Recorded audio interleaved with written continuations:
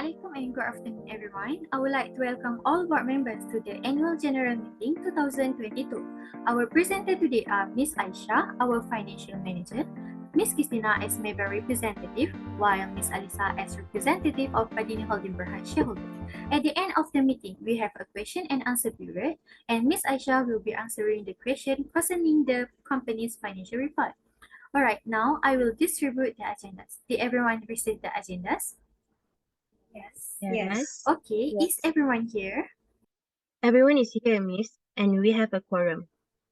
Thank you, Ms. Aisha. Can we proceed with our agendas? Are there any amendments? No, Miss, there is no amendment. Can anyone propose the minute be passed a true record? I propose the meeting to be passed as a true record. I second the motion. Alright, let's move forward. Any matter arising? No. Alright, let's move on to our business. As everyone informed, today's meeting primarily the objective is to analyze the financial report of Padini Holding Berhad as ended on 30 June 2022. The report is open for discussion. If Ms. Christina and Ms. Alisa have any question or comments, you can ask after the presentation. Ms. Aisha, please proceed. Thank you, Miss Yusmin.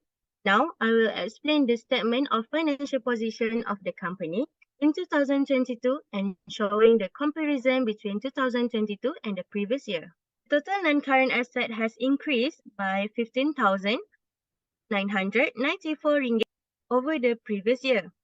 The total current asset is increased from 1,274,483 ringgit to 1,494,031 ringgit. The total current liabilities is increased by 1,563 ringgit. The total equity for the company is increased by 219,548 ringgit, showing change over the year of 2021. Next is the statement of profit and loss. The gross profit is 507,513 ringgit. The operating profit is 224,453 ringgit. The profit after taxations is 154,103 ringgit. Next, ratio analysis of our company for 2022 compared to 2021. For liquidity, the current ratio for Padini Holdings Berhad in 2022, which is 3.62 compared to 2021 is 5.4. It indicates the company did not have the ability to pay its liability better. Company has less liquid in the current ratio. Next, the crude ratio in 2022 is 3.13 compared to 2021 is 3.92. This shows that the crude ratio has decreased in 2022. For net working capital, shows that the company is more liquid and able to meet its short-term obligations in 2022 compared to 2021. For efficiency, the inventory asset turnover in 2022 is higher, which is 9.61 compared to 2021 is 4.71. It indicates the company is more productive in the firm's investment in assets during the year of 2022. However, the average collection period in 2022 is 15 days, which is better than 2021, which is 70 days to collect its receivable. Next, for fixed asset turnover, the company managed to generate 12.96 ringgit and 17.33 ringgit for 1 ringgit investment in its fixed asset in 2021 and 2022. For total asset turnover, the company managed to generate 0.81 ringgit and 0.88 ringgit for 1 ringgit investment in its overall asset for 2021 and 2022. Now let's move on to profitability ratio, which is gross profit margins. The variable cost is 62.16% for each ringgit of sale for 2021. Meanwhile, for 2022, the variable cost is 61.53% for each ringgit of sales.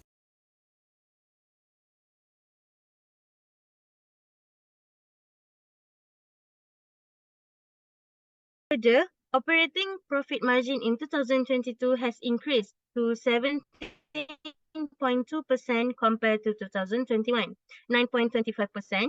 It indicates our company has the ability to control all costs except interest and taxes in operations.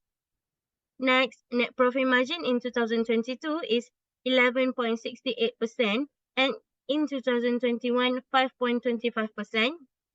It indicates in 2022, our company will be able to generate net earnings for shareholders of 0.1168 ringgit for each ringgit of sales compared to 0.0525 ringgit in 2021. Besides, return on total asset in 2022 is better with 10.31% compared to 2021, which is a 4.24%. It indicates our company are able to generate net earning of 0.1031 ringgit for 1 ringgit investment in its asset in 2022. In other words, it indicates that a company is not better in generating sales to earn higher profit rather than industry. Return on common equity shows that the company managed to generate 0.0674 ringgit and 0.1729 ringgit per 1 ringgit of equity provided by the shareholders for 2021 and 2022. For a leverage ratio, the debt ratio of our company in 2022 is 40.36% of funds to finance its investment come from debt, and the balance of 59.64% represents the owner's capital or equity. For 2021, 37.9% of funds to finance its investment come from debt, and the balance of 62.91% represent the owner's capital or equity. It indicates 2022 is better than 2021. It shows that our company is making more debt than previous year and not able to meet its interest payment from the previous year.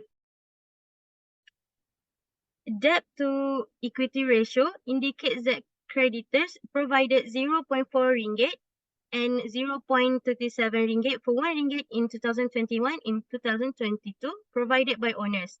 The creditor's position is less risky compared to the owners. For times interest earned, it shows that the company has higher ability to pay interest in 2021 compared to 2022. Thank you for the presentation, Ms. Aisha. I find the analysis very contented since Padini Holding Berhad is becoming better in 2022 and more competent enough for the industry. Okay, that's quite impressive according to your financial statement. This is because I can see the much effort, commitment, and sheer hard work of everyone in this company. It is also clear that there is an improvement in this company performance compared to the last year, especially in net profit margin. I also have confidence and have high hopes that next year you will be able to improve your company performance again. You can do better forecast in order to get better performance. Alright, now I need all of your brain in this matter. Any idea that we can improve our sales more than our current sales? I would be happier if you could gain more sales than this. It gives good feedback and I will consider investing more in this company if the dividend is good enough. Thank you, Miss Alisa. We will try our best. We will do more for our future plans. Okay, perhaps you can explain what is your plan to me. Fashionable and trendy products. This will continue to intensify marketing and promote sales of stock. This is what we are going to do. We should focus on tapping the opportunities since our customer like something fresh and new. And in a while, we can also grow our property development and investment business. By doing all this, I believe we could attract the client's attention. Yes, I agree with your idea. Next idea is I think we should enforce more on divestment of the bank. This could be a part of the initiative to boost earning for this segment as for generating cash flow. That's a good idea also. I really like the idea from you, Miss Aisha, and I will support you. In view of costs and benefits, we should only associate with the best ideas where we can generate the highest sales from it. Do you think this will not waste your company finances? I have confidence since our company and our products have been recognized by our client. This brought us much success and acceptance by our clients since they already trust our product. So I'm sure that this will work and we will not let our financial go to waste. All right, if that, so do it. So what is my dividend for this year? I'm looking forward to good news. I would love to invest more in this company if the actual dividends meet my expectations. For your information, the dividend of the shareholders is given double and 1% extra dividend for the next year. Is it okay? 1% is quite big, and how can I reject such a good offer? And yes, I agree. I'm glad that you agreed with it. However, Mr. Smith, we do not have enough financial strength. To generate our sales, I suggest that we do an internal financing like using our retained earnings. And we also need to take a new bank loan with our Maybank, the retained earnings of Padini Holdings Berhad. You're going to take a new loan? I see that you have paid the last loan, but I'm afraid you are unable to pay the new loan in time by looking at the time payment that this company needed to pay the debt for this year. As you can see, we are better in collecting debts from account receivable, which is in 2021, we are taking 17 days to collect the debt, but in this year, we only take 15 days to collect the debt. We are only a little bit late in paying debt, but we are trying our best to solve this and pay you in time.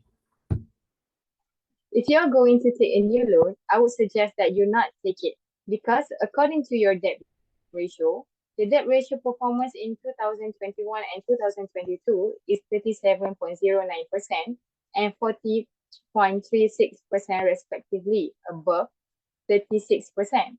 As we all know, banks consider it fantastic if the debt ratio does not exceed 30%.